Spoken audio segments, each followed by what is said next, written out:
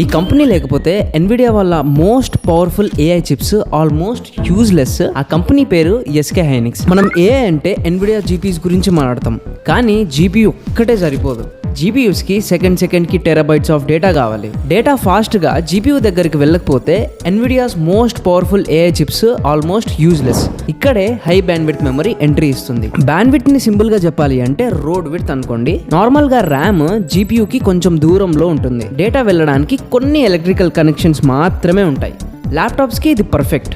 కానీ chat GPT లాంటి model run అవ్వాలి అంటే జీపీయూకి ప్రతి సెకండ్ లక్షల కోట్ల డేటా ప్యాకెట్స్ రావాలి. ఆ డేటా ప్యాకెట్స్ ని F1 కార్స్ అనుకోండి. ఒక సింగిల్ లైన్ రోడ్ మీద కొన్ని F1 కార్స్ వెళ్ళడం ఈజీ, కానీ లక్షల F1 కార్స్ ని ఒకేసారి పంపాలి అంటే ట్రాఫిక్ జామ్ అయిపోతుంది. ఎగ్జాక్ట్లీ ఎన్విడియా జీపీస్ కూడా అదే ప్రాబ్లం. ఇక్కడే high bandwidth memory magic start అవుతుంది. HBM లో మెమరీ చిప్స్ ని అపార్ట్మెంట్ బిల్డింగ్ లాగా స్టాక్ చేస్తారు. ఇంకా ఈ ఎంటైర్ మెమరీ స్టాక్ ని జీపీయూ పక్కనే పెట్టేస్తారు. హై బ్యాండ్విడ్త్ మెమరీకి thousands of tiny electrical connections ఉంటాయి. అంటే సింగిల్ లైన్ రోడ్ ని 16 లైన్ ఎక్స్ప్రెస్ హైవేగా మార్చినట్టే. ఇప్పుడు జీపీయూస్ కి thousands of gigabytes per second speed తో F1 కార్స్ లాంటి లాక్స్ ఆఫ్ డేటా ప్యాకెట్స్ ని ఫీడ్ చేయొచ్చు. HBM లేకపోతే ఎన్విడియా బ్లాక్వెల్ లాంటి జీపీయూస్ ఫుల్ పొటెన్షియల్ తో పనిచేయవు. చాట్ జీపీటీ, జెమినై, క్లాడ్ లాంటి ఏఐ మోడల్స్ కి థౌజండ్స్ ఆఫ్ ఎన్విడియా జీపీయూస్ కావాలి. ఆ జీపీయూస్ కి హై బ్యాండ్విడ్త్ మెమరీ కంపల్సరీ అయిపోయింది. ఇప్పుడు world's most advanced HBM chips లో మెజారిటీని మ్యానుఫ్యాక్చర్ చేసేది